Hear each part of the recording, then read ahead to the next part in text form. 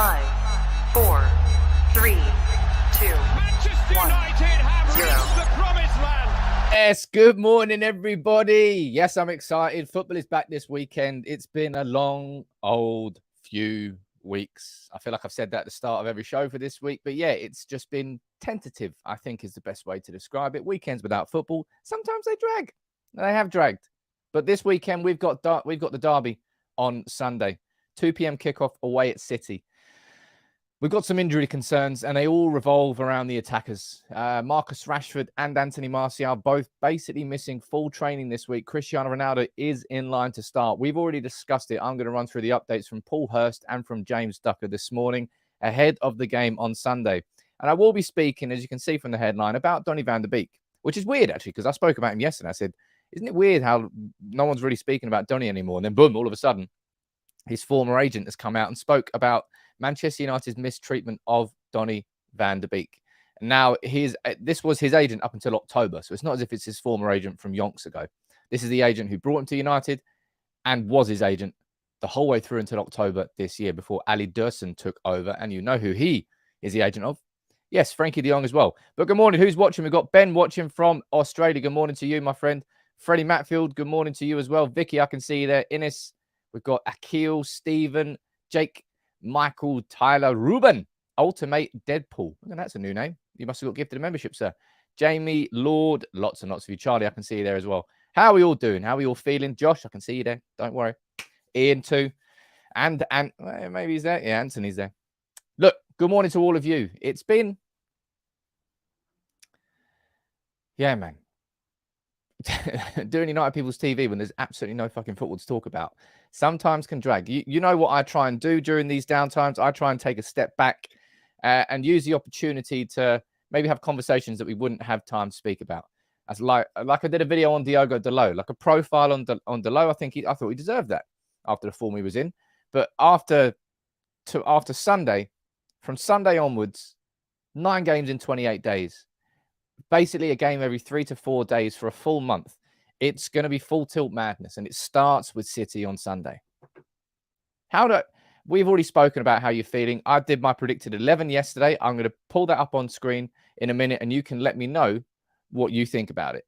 You already have in the comments, but we can do it here in the live stream. It's Friday, so that means it's interactive map day, baby. So the map's going to be coming up. Don't worry about that. You can fire in your questions. We've got Ferguson watching from Joburg. Good morning to you, my friend. And Benny watching from Zambia on YouTube. That's true, actually. Jonathan, I know how much you love Barry. And Barry's gone into a little bit of a mini retirement. I'm waiting for Barry to come out. He might be coming out. But look, let's speak about the City game on Sunday. Now, I'm worried. I mean, why wouldn't you be worried about playing City at the moment? It's not wrong to say that they are on a different level in the Premier League compared to everybody else. Haaland has settled in. Yeah, and he's basically taking the piss out of the Premier League. And Martinez and Haaland in that battle, I'm hopefully, as long as I can get it all prepared properly, going to have a video out today on Martinez versus Haaland, because I think it's the most fascinating battle going into this game on Sunday.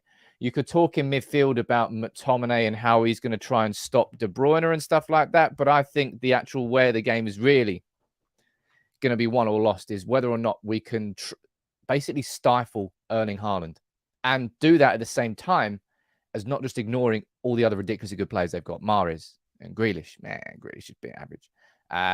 Bernardo Silva, for example. Sam Chiang going in there like a good United fan at the moment. Remain pessimistic, and you won't get let down. It's a good way to think. Man, it's not really a good way to think. David, look, the thing is right, I ran through my starting 11, and as I explained in my starting 11, because City will play a 4-3-3, because United will obviously have 4 at the back, Haaland's going to operate in between Varane and Martinez. He won't be squaring up like a 4-4-2, and one of Varane or Martinez will be marking him. Haaland will have the ability to drag Varane or Martinez out of defence, create space for others to use. Because if he's stuck in the middle of them, what they're going to have to choose whether they step and go up against him or sort of hold position.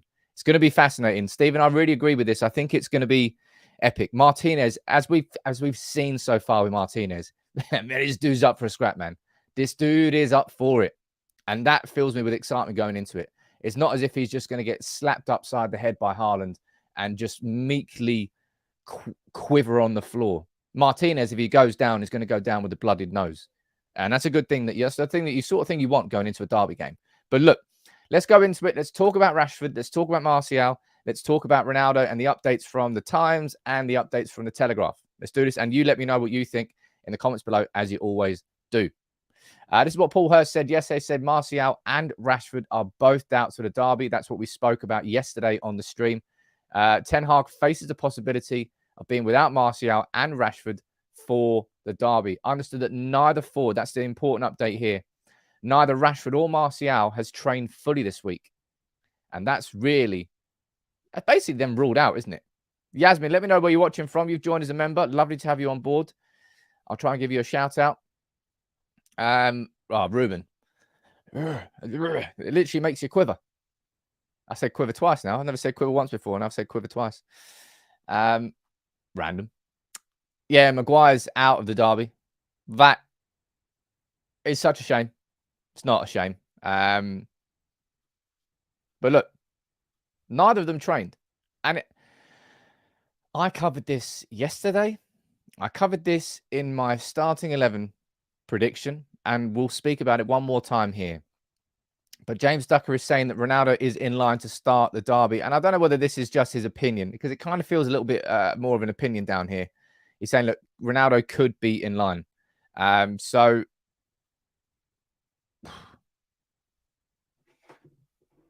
I mean, I think I made it abundantly clear why I've got concerns about Ronaldo starting.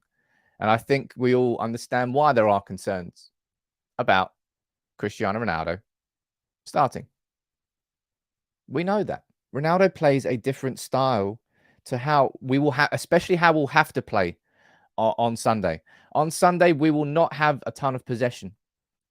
On Sunday, we may operate a deeper press and a deeper block than we maybe would and have done in the last few games. I'll be honest, we have been quite compact in the last few games, but what we've been able to do is explode out.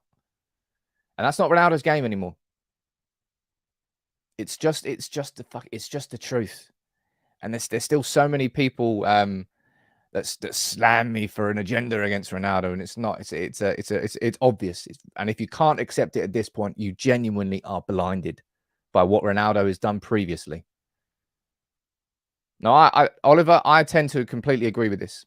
I don't think that Ronaldo lasts 90 minutes. Certainly not against City, who are going to be one of the most aggressive and high-pressing teams in the league.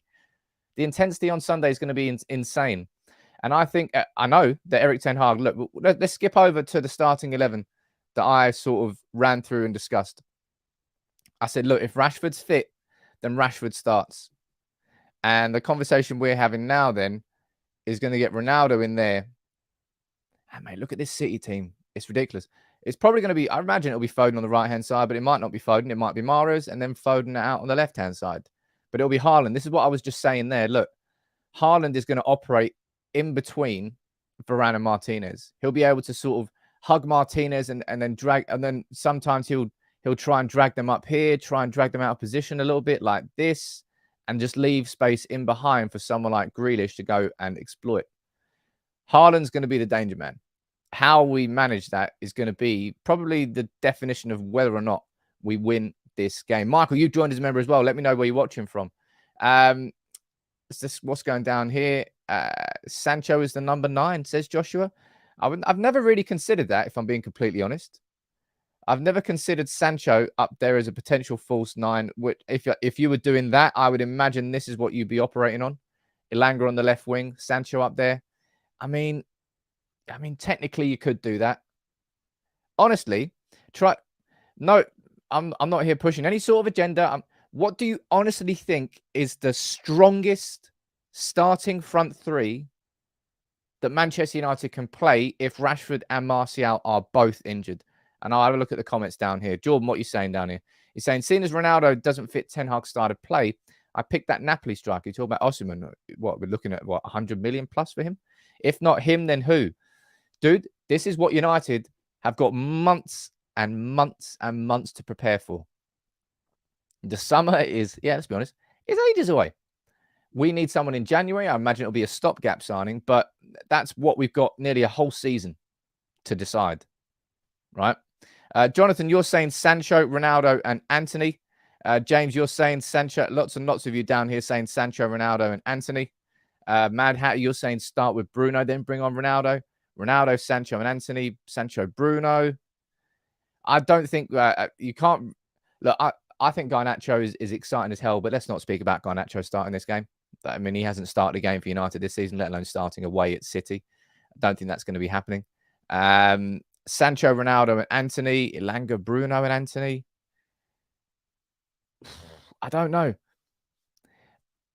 I think on paper, I like the idea of this. Or do I? No, I don't.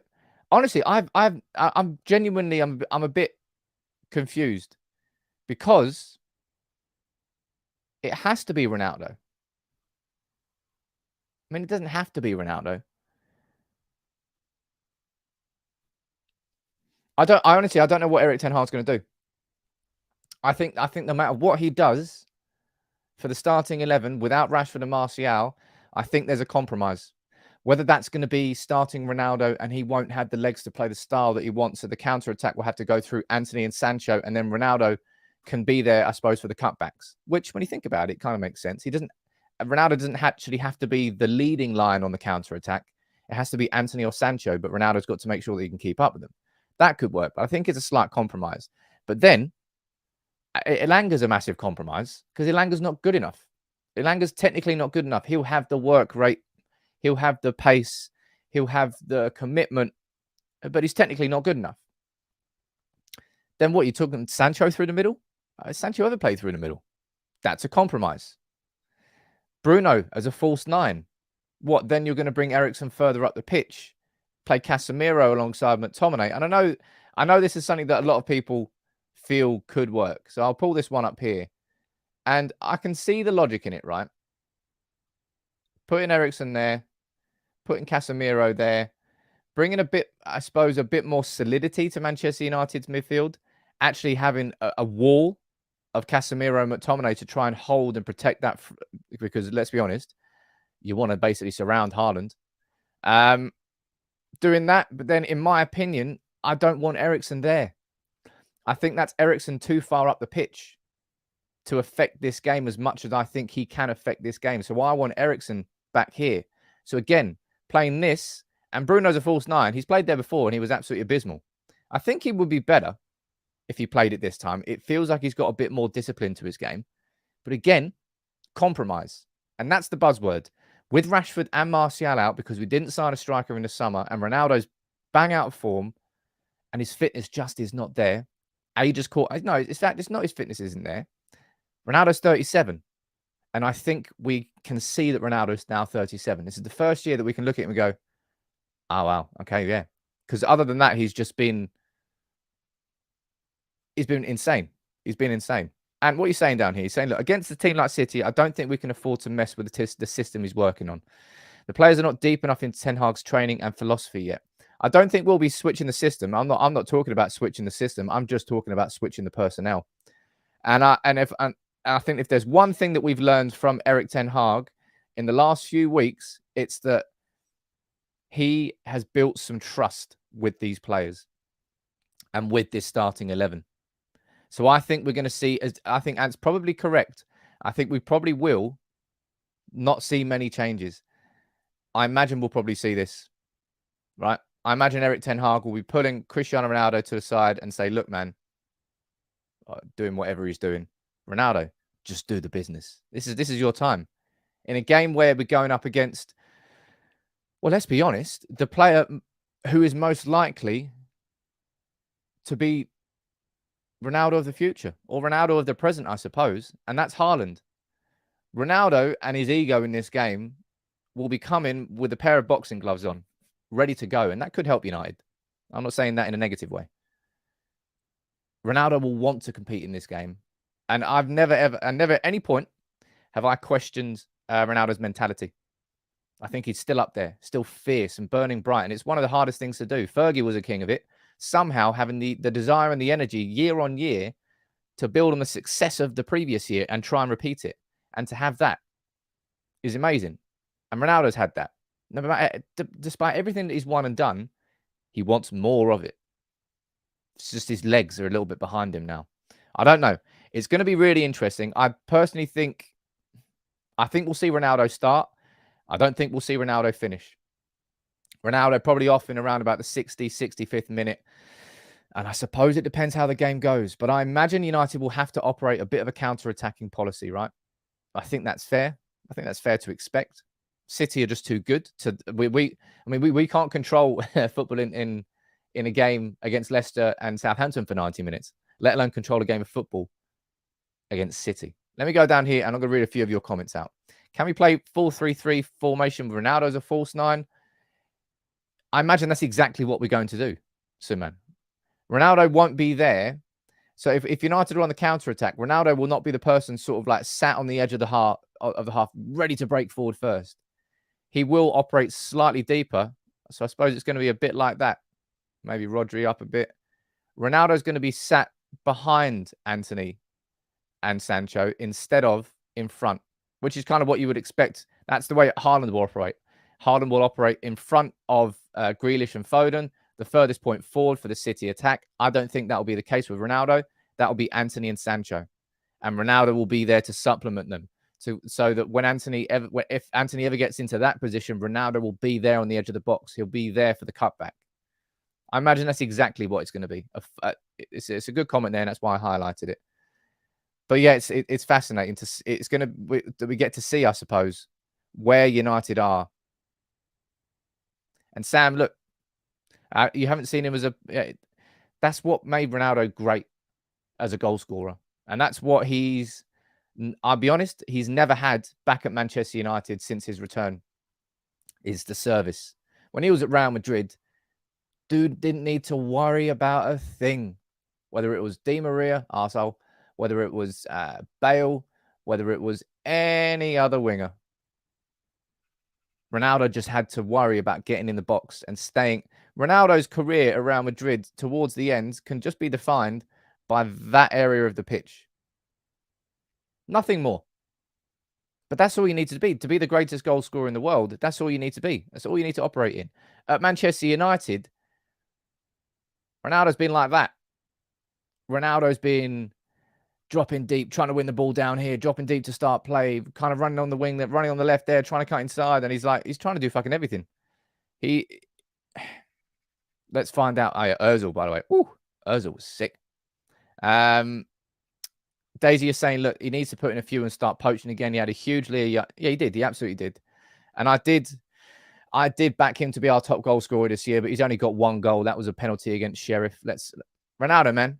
You think I won't celebrate if Ronaldo will score again? I fucking love it if Ronaldo scored. That's Kevin Keegan moment. I love it if Ronaldo scored against City. I don't think he's out of form anymore. I just think his levels have dropped a little bit. And I think that's come with age. And that's just what happens in life. We're humans. We get old. We get rusty. We get a bit stiff. Ronaldo is suffering the consequences of mortality this year, I think, more than anything else. And the fact that he didn't have a preseason really didn't help him.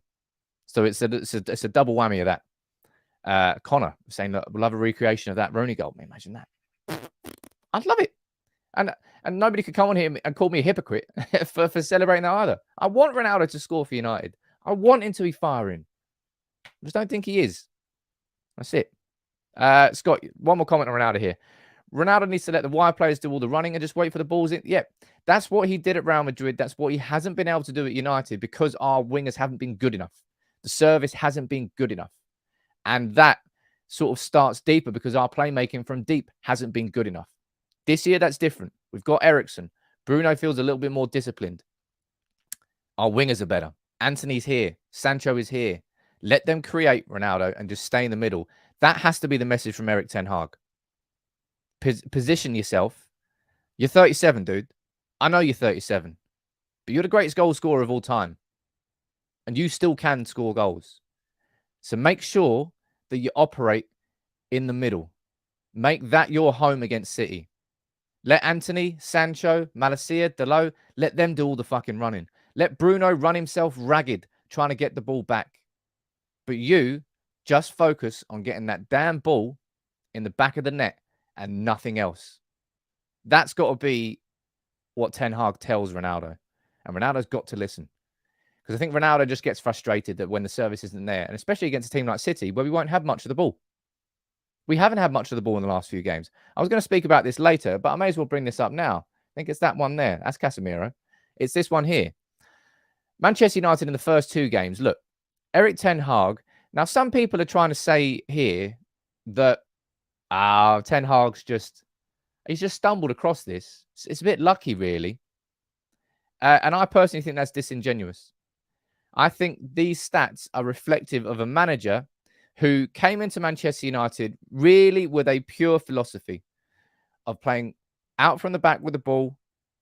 You don't really need to hit on the break because you're just going to build up through possession, through passing movements.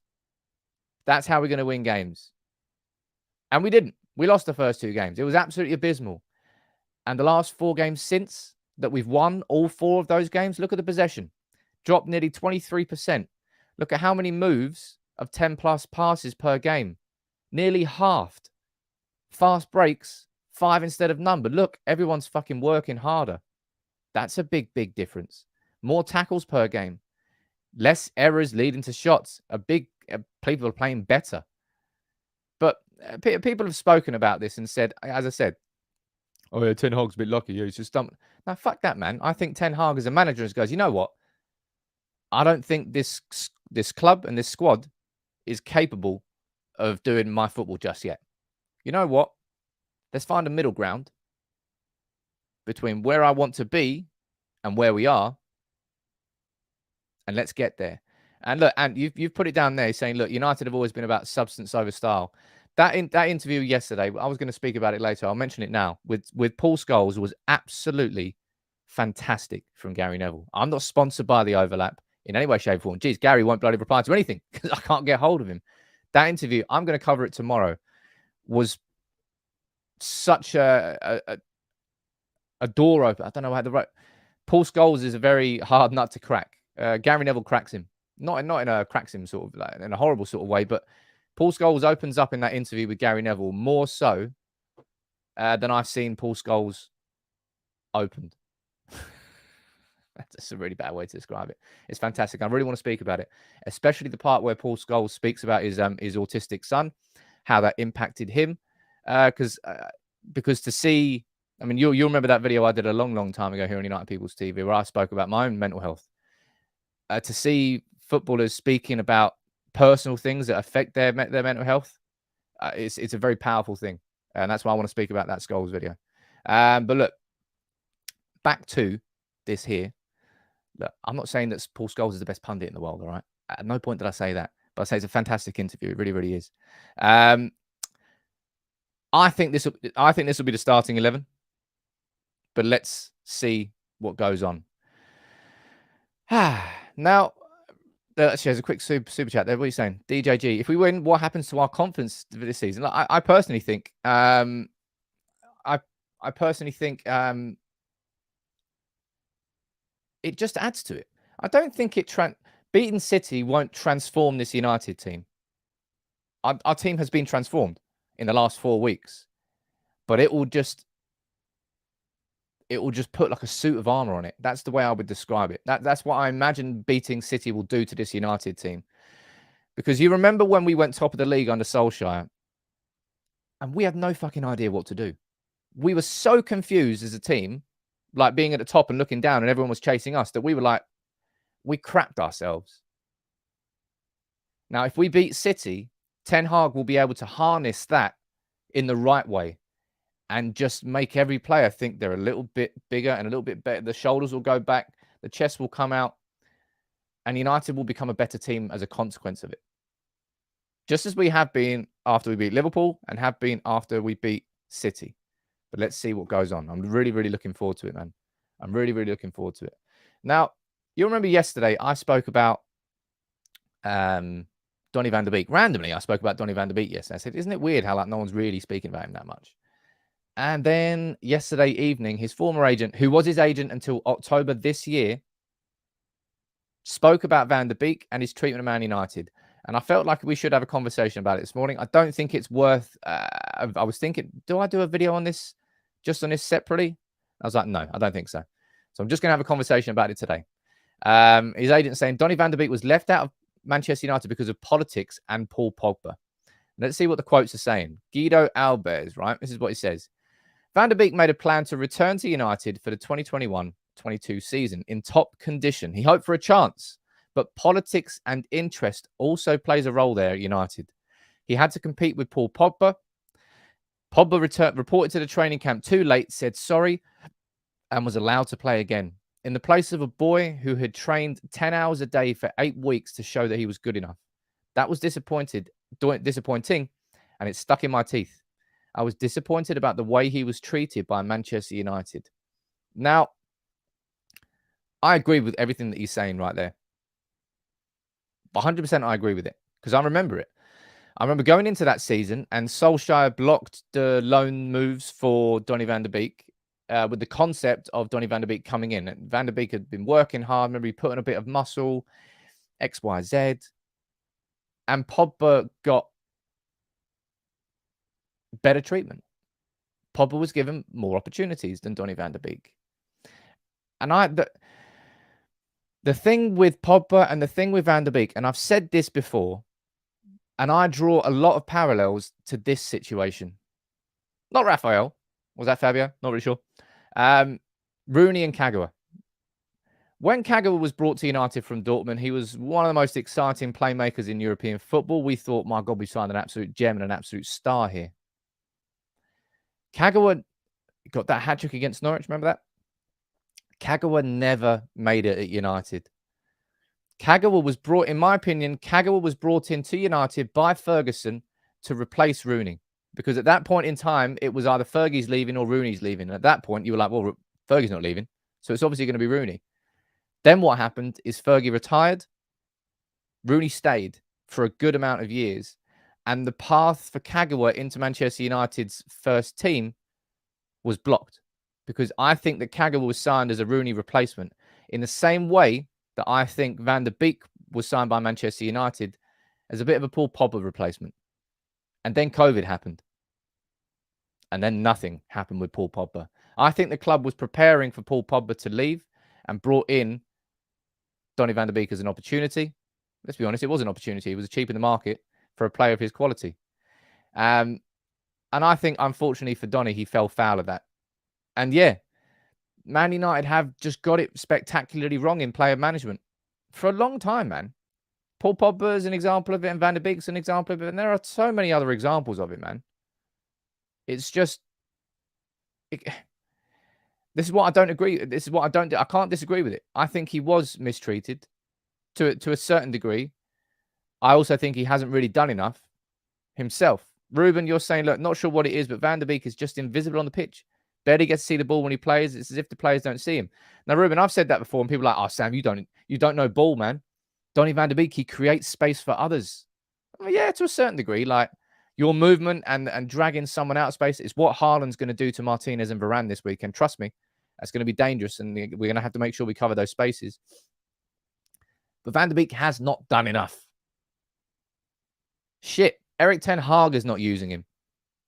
The same Erik ten Hag that brought him through at Ajax got him to the top 20 Ballon d'Or shortlist. He's not using Donny van de Beek. So this is what I mean. I agree with what this relates to previously, but I don't particularly think I agree with it now. Anthony's saying, look, of course there's a way back for him. But he's just going to have to play a fleeting amount of minutes. He is not a first-team player for Manchester United, and I'm not sure he ever will be. I think if he was going to be, then it would have happened by now, wouldn't it? Well, that's what I think so anyway. Paulie's saying, I've seen Van der Beek make the runs. He made space, but the rest of the team never... Look, and that's what I don't disagree with. I know he does that. A lot of off-the-ball movement, and that's a big reason why Ten Hag's always been a fan of him. But Bruno's been so good, there's no space for him in that team. What we should be seeing is in the Europa League games, Bruno Fernandes getting a rest, and Van der Beek going into that Bruno role.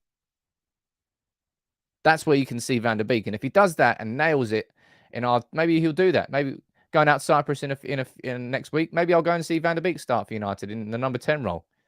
And I'm sure he'd do well there. But he's not going to get in the Premier League anytime soon. Why do they mention Pogba when Van der Beek is in direct competition with Bruno as well? As I said, it's because I personally think that Van der Beek was brought in as a bit of a Pogba replacement. Paul, you're saying, look, right now you can't drop anyone in the team? No, absolutely not. Van der Beek's only trait is to find space. I wouldn't say it's his only trait. And he has been a little bit injured. But look, I will semi-agree with that. Van der Beek, he walked into a storm that he didn't know existed. And that was Manchester United as a football club. When he was signed by us, we were just, it was chaos. The 1958, they compared Manchester United, and they compare Manchester United now to a duck on water. The idea that if you look at a duck on water, it's like, oh, look at that. This duck just floating along. Look how comfortable and happy he is. Whereas if you look under the water, his legs are going crazy.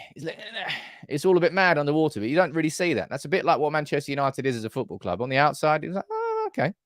Doesn't look too bad. On the inside, it's just like everyone's shooting each other. Everyone's slapping each other in the face. It's chaos. I think that's a pretty fair description of it. That's what I think so anyway. Look, what's going on down there? Nah, nothing. Right, quickly. I want to quickly move on. I want to say a shout out to BetVictor for continuing to support United People's TV as I always do. And this week they're speaking about the Manchester derby, and I want to have a conversation about this with you in the comments. Just listen to this. The Manchester derby isn't really. It doesn't matter, mate. Doesn't matter. Who cares? It's not been a derby for 10 years because United haven't been able to compete for their own league for about 10, 11 years. To be fair, let's be real. Let's be completely real. You spent more money than City in the last 5 years. Spent £1 billion, and you won one League Cup in 5 years. You've had managers that have played some dross football. I wish we won the League Cup. And you haven't won your own league for 11 years. I hate City fans. I really hate City fans. What a pointless, oil-ridden club they are. I mean, first of all, we won the league 9 years ago. Second of all, just remember your place, man. I genuinely cannot wait for United to be back on top again. It feels like I wasn't. It feels like I wasn't. I wasn't enough of a dickhead when United were flying on top of the Premier League for so long. I just became so accustomed to it. I just didn't really do anything. But look, can you please? Like, I'm gonna drop the link to the episode over on BetVictor in the comments below. Just go over there and like my comment, or leave your own comment. I think it's insane for City fans to feel so empowered to do that. But I suppose that's what there's a generation of football fans growing up now that don't know who United, don't remember United being the absolute powerhouse we were. That's how long it has been, and it is, Anthony. We absolutely did. A million %. Like I took Rooney for granted. I took United being good for granted. That has to come back. And when that comes back, mate, I'm going to be shouting it and singing it from the rooftops. I'll tell you that. Well, look, speaking about shouting and singing from the rooftops, how about this bad boy? Christian Eriksen winning Manchester United's Player of the Month for September. Yes, he deserved that. And B, I didn't say A, but I'm going to say B. Get the ball to Eriksen as much as possible on Sunday, please. Eriksen is if I'm looking at two things that I think will define the game on Sunday. Number one is how we manage Haaland. And I think Martinez is going to be crucial on that. And that's why I'm going to cover that in a video later today. Number two is getting the ball to Christian Eriksen as much as possible. I imagine City, if they're smart, if Guardiola's smart, and he is smart, I imagine they're probably going to operate a bit of a man marking policy on Christian Eriksen. Don't know who's going to do it. Bernardo Silva? Don't know. Someone's going to pest. Someone in that City team will constantly pester Christian Eriksen. You remember what Ander Herrera did to Eden Hazard that one time when he was like stalking him like Jaws? I imagine someone's going to do that to Christian Eriksen, because if you get Christian Eriksen away from the ball, I think you're going to take United's outlet away. Basically, everything that United, if we don't get Eriksen involved enough in the game on Sunday, we're just going to end up giving the ball back to City. We're going to be able to defend it, win the ball back, but then lose it within like 10, 15 seconds, and then just be on the back foot again. And it will just be a constant cycle until City score. That's what will happen unless we get the ball to Christian Eriksen. Donny, you're saying, look, Rodri's going to man mark Eriksen. I don't think Rodri can man mark Eriksen because he's going to be playing a little bit deep. If Rodri was to be man marking Eriksen, he'd be dragged way away from his position. And you may be right here, saying that Pep, and this is what I said when I was running through my starting 11. I said, in this occasion, Manchester United can't go into this game and just think, how are we going to set up? How are we going to play football? I think we've got to think, how can we stop City playing football as well? Maybe City won't have that mentality. They're just going to be saying, look, what do we need to do? Let's just do what we can do because we can beat United easily. Eriksen, for me, is crucial to all of it. Because if we can get the ball to him more often, we'll be able to slow down our play. We won't just shit ourselves and get it as quickly away from our defense towards our attack as quickly as possible and lose possession and just go back to defending. We need Eriksen to try and slow it down, find the right passes, and give United an outlet to take pressure away from the defense. Because if it doesn't happen, if it doesn't happen, I fear for how United are going to play on Sunday. That's what I think. So anyway, let me see what you're saying about this in the comments. Suman, you're talking about Casemiro starting. I'll speak about Casemiro next. Calvin Phillips, I think, had a major surgery, didn't he? Gundogan, you're saying man marking Eriksen if he plays, but that's a very good. You're probably right there if he does play. If we're going to man mark Eriksen out of the game, we need to play Casemiro. Then it depends, because if you put Casemiro in that team, you take something away from going forward. It really is tough, man. It really is tough. And look, someone's just mentioned Casemiro there, and I saw this quote from Roberto Carlos, and I wanted to put it up. He said, "Look, I would have loved to play alongside Casemiro and Fred. It's because I was very offensive, and they're the kind of players that will cover for you. They cover the whole pitch, and I would have loved that." And this bloke, right? Casemiro, look, Alex, I think Casemiro has been a bit rusty so far. I think even he would absolutely and openly admit that. Casemiro is not a man who is renowned for losing the ball. Far from it. Casemiro is and will be remembered as one of the best defensive midfielders. He's effectively like the Makelele of his generation. You might say that's a bit of an overstatement, but Casemiro is right up there. In that most successful Real Madrid team, was that of all time? 5 Champions Leagues. He was a centerpiece. He was a piano carrier, right? That's what they get called as well. I have no doubt that by the end of the season, we're going to think that Casemiro is a good signing. And it's a case of when he clicks rather than if he clicks. Because remember, he's been entrenched in Real Madrid's style and play and everything for years and years and years. He's playing in a new team in a new league, and it is taking a bit of time. And maybe Sunday is where he really does announce himself. Because Sunday is a game where we could really, really do with somebody like Casemiro. And Anthony, spot on there. Look, literally man of the match in the fucking Champions League final. It's not as if we're talking about something that Casemiro did a few years ago. We're talking about what he did last season. And maybe if we're looking for a bit more solidity in this team, we are going to do that. We are going to play with that false 9. We're going to bring Ronaldo onto the bench there.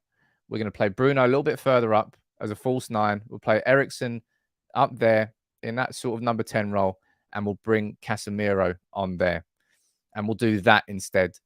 So we'll effectively have 4 central midfielders playing. Central midfielders per se through the middle. That might work, right? It's certainly a more solid team. And I've been calling for United to sign a defensive midfielder for years and years and years and years and years. So to think that I'm, after a few games, going to try and write Casemiro off, you're in the wrong house here, people, because that's not going to happen here. That's something that is going to happen by the looks of things. Let me go down here and actually make sure. Yes, man, it is. It's King Gungshi coming in with that sweet Friday generosity, dropping in 10 memberships. Who's been lucky enough there to be gifted a membership by Gungshi? Let me read some of your names out. We've got Medimel, you've got one there. M. Lenosh, you've got one too. Vlada Lukovic, Joshua Visser, Jadfan Faridska. Okay, that was a hard name. / Peli Schmitz. I don't know why I laughed, sorry. Onya Kashi, Elame, Keith Benson, Zigzag Zane. Lots of you. Everyone say thank you to Gungshi. Honestly, Gungshi, your secret card is the best secret card in the entire world. It really, really is. And of course, it's map day today, so I'm going to get the map up later on. Don't you worry about that. What else are we speaking about after Casemiro? I've already spoken about that. I can't be asked to speak about that. Already spoken about that too. Oh, yeah, this. I saw this, right?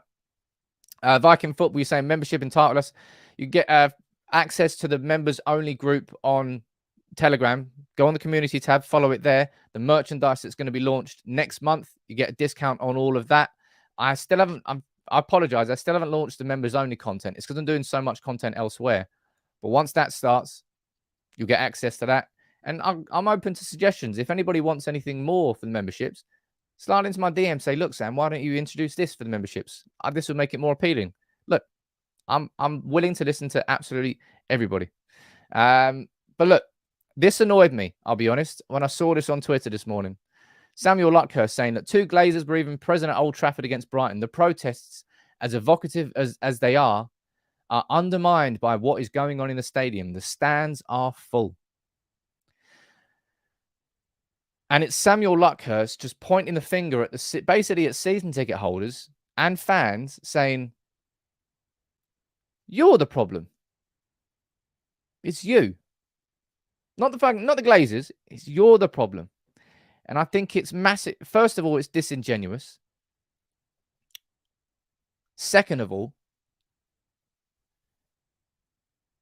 it's pointing the finger at the heart of United's fan base, the core. Those fans who have had season tickets passed down through the generations. If United, and we've got 50,000 season ticket holders, if every single one of them, impossible, if every single one of them just gave up their season ticket that they've held throughout generations, there will be 50,000 people who do not give a shit about the Glazers, who buy those up within a second. And the only thing then you've done is empowered the Glazers even more by taking away the core of United's fan base. Emptying Old Trafford, I spoke about this on the podcast with the 1958, is such a ridiculously difficult decision. It's not a ridiculous idea. It's an incredibly good idea. It's such a ridiculously difficult idea to bring to fruition. One of the lads from 58, I spoke about Milan, said, look, Milan managed to do it. And he was like, but Milan's like a regional club. At United, you've got season ticket holders, people who are coming from clubs all around the world, like clubs from Ireland, clubs from Scotland, supporters clubs, all coming down for the game. You've got people who have traveled from New Zealand, from China, from everywhere to watch that one game. You've got day trippers, season ticket holders, supporters clubs, all these different types of factions in Old Trafford. So to get all of those in unison, it's not going to happen. It won't happen. And if it was to happen, which I don't think it can or will do, it would take months of planning. It would need to be planned like 8 weeks in advance, because if you don't do it that far in advance, why is anybody going to listen to you if they've already booked a hotel? They've already booked a train. They've already booked a plane to come to Old Trafford. It's really fucking weird to try and point the finger at the season ticket holders as a problem, as some sort of Glazer enablers. They are, if the Glazers would love nothing more than to rip that heart out. They would love that. It would make their job 10 times easier. And boycotting one game, what's that even going to do? Oh, yes, Sam, but it would create the visuals that would, it might help you feel better online. And again, this is not me attacking people. This is just the truth, people. And this is what I mean about educating. It might hurt the sponsors somewhat. That's the core of what the 58 are doing. But it pisses me off. It pisses me off, the idea that season ticket holders are getting the fingers pointed at them for something they've done wrong. Come on, man. Don't be so ridiculous as to say that. But look, let's move on to a happy note here, because don't know why I did a little tune there. It's map day, so I'm going to get 3 of you on the map. What I'm going to do here, as I'm going to do from now on, I think, because there's too many members now, I'm going to, on YouTube, switch this to members only in the chat. So any new members, if you want to try and, well, not try, if you want to fire in a comment, let me know where you're watching from. Maybe remember to put the town and the country. I'll get a few of you on the map. And on Facebook, anybody on Facebook can do it as well. But football's back this weekend. Premier League on Saturday, Premier League on Sunday, City. I'm nervous. I'm excited nervous. I think if we lose, and I'll be honest, my prediction is that we will lose. I think we'll lose 2-1. That's what my gut is telling me. I think it will be a hard-fought fight that will come out just the wrong side of, with a performance that we can take a lot from. That's what I think. So anyway, Paul, I can see you down there. You're watching from Inverkeithden. Oh, that's terrible. Oh dear. Keith in Fife. On you go, sir. Welcome aboard. Let's get a couple more members on, and let's get a couple from Facebook as well. That's one there. We've got Rofi, not Roofy, watching from Penang in Malaysia. On you go. Welcome. Is it a sir or madam? Not quite sure. Welcome aboard. Sir. And look, got Easy watching from Houston in Texas. Awesome, man. And it must be early doors for you. Early doors for you. On you go. In the map. Let's get one more on here. Where we got? We got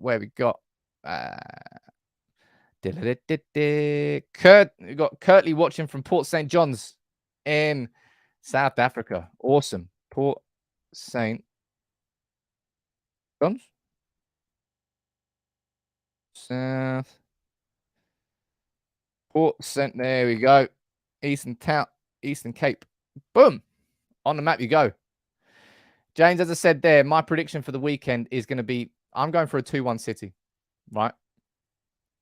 I'm going for a 2-1 City. I think that they'll just have a little bit too much for us. I don't think it will be a result and a performance that shames us in any way, shape, or form, like other derbies have been recently. But I think City will have too much, and I'd love to be proven wrong. Second time I pulled out the Kevin Keegan. But look, that's it for the live shows this week. Another full week. Next week, we'll have football to talk about and the consequences of football, the reaction to football. There'll be new stories to speak about and games coming thick and fast. If you haven't joined in to the community, make sure you subscribe to United People's TV. All right. I'd love to have you as part of the community. The merchandise is launching soon. I can't wait to do that. We've been building to this. October's going to be a make or break season. It really will be. There's too many games. We play City, we play Chelsea, we play Spurs, we play Everton away. Big month ahead. But thank you everyone for joining in. I'm going for I think it'll be a 2-1 loss, but I hope United can pull it out of the bag and surprise everybody and surprise me too. If we do that, it will be a massive springboard for the season. Take it easy, everyone. See you on Sunday.